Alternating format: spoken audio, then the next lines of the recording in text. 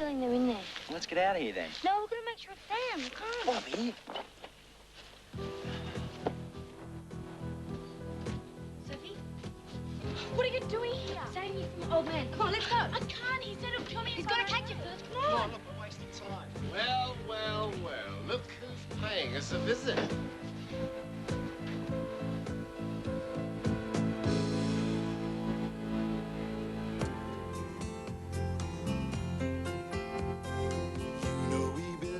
Together, you and I forever and ever, no matter where you are, you're my guiding star.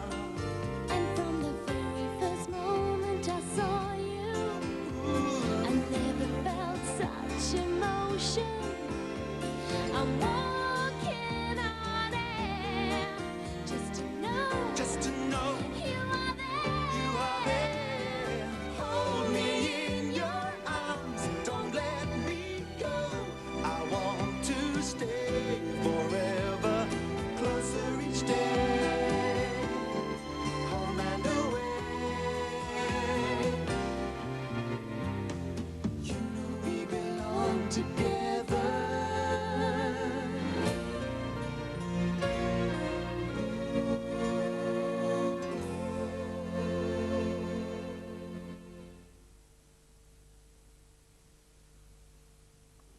After the break now, the regional HTV Wales headlines.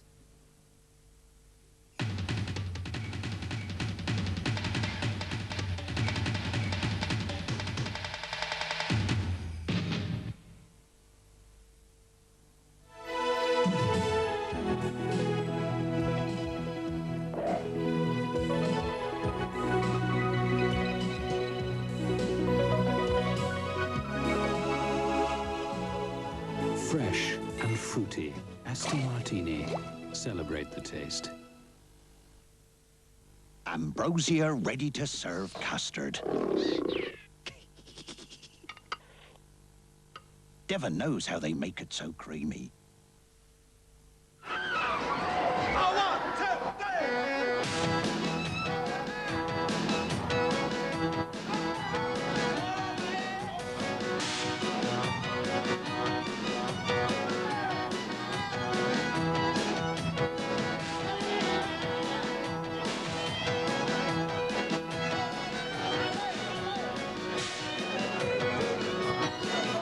Alcohol, 100% Tennent's.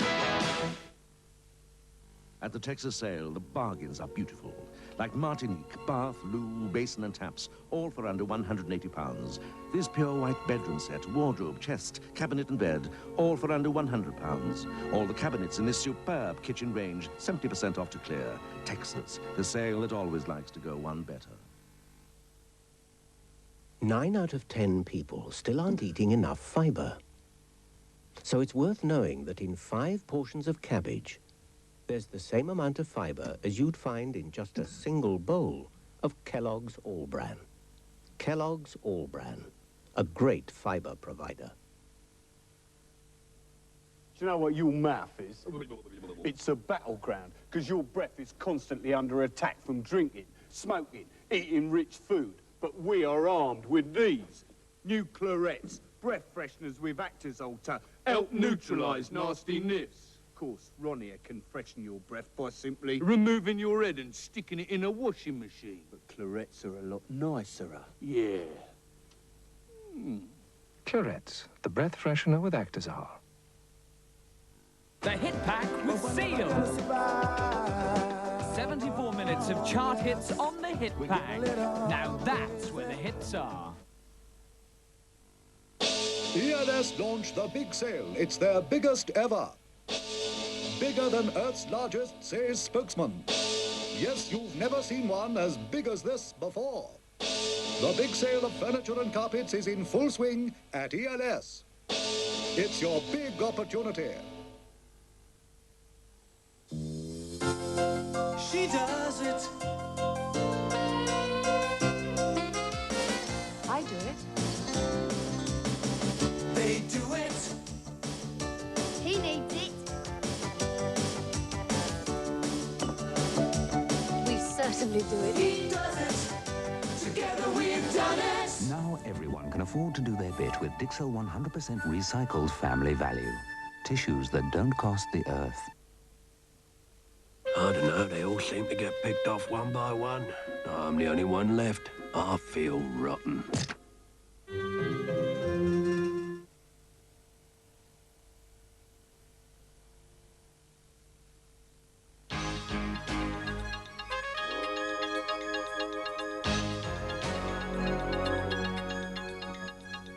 The headlines this lunchtime: the Geraldine Polk murder hunt. Her brother appeals for killer to give himself up. Man questioned by police after a house explosion leaves a woman badly injured. And the forgotten man of the England tour party flies home to Wales, ready for Pakistan. Good afternoon. The brother of the 27-year-old Cardiff murder victim, Geraldine Polk, has made a moving appeal for his sister's killer to give himself up. Neil Polk, who lives at Beddau in Glamorgan, says he doesn't know how the man can live with himself, and he fears he could strike again. Almost a week after Geraldine's brutal murder, her brother Neil this morning made an emotional appeal to the killer and anyone who may be hiding him. There's someone out there that knows something about this. For the state this guy have gone home in. He's going to have a wife, a sister. Anyone, please, I'm begging you. Will you please come forward and give some information? He spoke also of the family's tragic Christmas. Geraldine had been his children's favourite aunt. We were going to take them all to see Cinderella, the pantomime. My sister bought the tickets for that. That was her treat, that was. Meanwhile, South Glamorgan coroner Lawrence Adicott, who this morning opened an inquest into Geraldine's death, said he wouldn't be releasing her body for burial. The inquest has been adjourned for a month. And Dr. Adicott later warned women to ensure their safety over the Christmas and New Year period. He said they should be accompanied by responsible people after late-night parties at this time of year. A man is being questioned by police at Rhyl following a siege last night at a house at Rhythlin. Police were called to the house after being told that a man in his 40s, armed with a knife, was holding his girlfriend hostage. A trained negotiator was brought in, and after 3 hours, the woman was released unharmed. A man is being questioned by police following an explosion at a house in Rhyl last night in which a woman was badly injured. 48-year-old Eva Rowan is being treated at a burns unit on Merseyside after neighbours found her wandering dazed in the street outside her home. It's thought gas leaking from a damaged pipe caused the explosion, which ripped through the ground floor of this house in Gronan Street, Rhyl, starting a fire in the living room, blowing out windows and dislodging the kitchen roof. Mrs. Rowan suffered 20% burns to her head, arms and upper body. She's now being treated in the burns unit in Wiston Hospital, Merseyside. A man who was in the house was later arrested and he's being questioned at Rhyl Police Station. Because of the smoke and damage, neighbours Ken and Joanne Barrett had to evacuate their home next door with their 2 young sons and spend the night in a hotel. It just sounded like a big explosion and the house shook. Quite frightening, really. And the main thing was to get the children out. Police searching for a 78-year-old woman who went missing while staying with relatives at Pentir near Bangor are today following up a possible sighting at Betws y Coed, almost 20 miles away. The 2-day search has so far drawn a blank. Driving, freezing rain provided an extra problem as the hunt for Mrs. Sims was widened today. Whereas yesterday the search was concentrated on roads and footpaths, today's operation covered fields and rivers, and several volunteers joined police in a sweep of open land. Mrs. Sims, who suffers from senile dementia, went missing from her daughter's home at Pentir on Boxing Day morning. She was wearing her night clothes under a fur coat. Police aren't discounting the theory that she may have been given a lift. They say that although she can become confused, she's totally rational at other times. There's new evidence that South Wales seems to be avoiding the worst of the current recession. According to a survey published today, the region is one of only 2 in the United Kingdom where job prospects aren't expected to decline in the new year. The survey prepared by employment agency Manpower paints a gloomy picture for most of the UK. According to the figures, the majority of employers expect to lose some staff in the first 3 months of next year. But in South Wales, companies expecting to take on new staff outnumber those who'll be making people redundant. So does this mean South Wales is escaping the worst of the recession? Despite the fact that certain areas may be looking a bit gloomier as far as industry is concerned, overall, because of the investment in electronics and in the defence industry, there is going to be an increase in work, and it's going to remain stable at the worst. Cricket now, and the Glamorgan batsman Hugh Morris is to fly home from Australia next Wednesday after playing just 2 minor matches as covered for the injured England skipper Graham Gooch. Morris will now captain the England A team in Pakistan as originally intended, and Glamorgan teammate Steve Watkin will be going with him. The seamer has been called in to replace Philip de Freitas, who is now in Australia. And finally, on to the weather prospects for the rest of today here in Wales. And it's going to be rather cloudy and windy with showers, some of those showers being heavy and possibly prolonged. It'll be mild, though, but with strong or gale force southwesterly winds. That's it. We're back again at 3:20. Now the national and international news from ITN.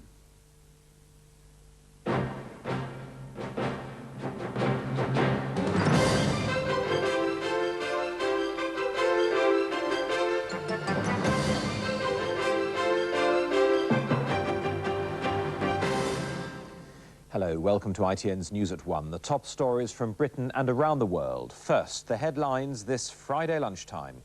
11-day-old heart transplant baby Christie Strachan has died. Government announcing biggest compulsory call-up since Suez. The state of Britain's cathedrals, first survey since Henry VIII. And England's bowlers batter Australia in the second test. Christie Strachan, Britain's youngest heart transplant patient, has died. The news came just over an hour ago after a lengthy operation last night at London's Great Ormond Street Hospital. Christie, who was just 11 days old, was given the heart of a 4-week-old baby after an international appeal. It was touch and go for Christie Strachan throughout his 12-hour operation. Surgeons first knew there was a major problem in the small hours of this morning when the donor heart seemed to be failing. But by daylight, the little boy was strong enough to be disconnected from the bypass machine. Sadly, those early hopes that the operation had been a success were proved wrong. It is with great sadness that Great Ormond Street reports the death of 11-day-old Christie Strachan at 10:25 a.m. on Friday the 28th of December. Christie received a donor heart during a 12-hour operation. The transplant team, led by Mr. Mark de Laval, began transplanting at 9:40 last night, and the operation was completed at 8:10 this morning. The heart was taken from a nearly 4-week-old infant girl. It was successfully transplanted but showed poor performance and required prolonged circulatory assistance. After 4 to 5 hours of improvement, the heart showed signs of failure again, from which Christie could not be resuscitated.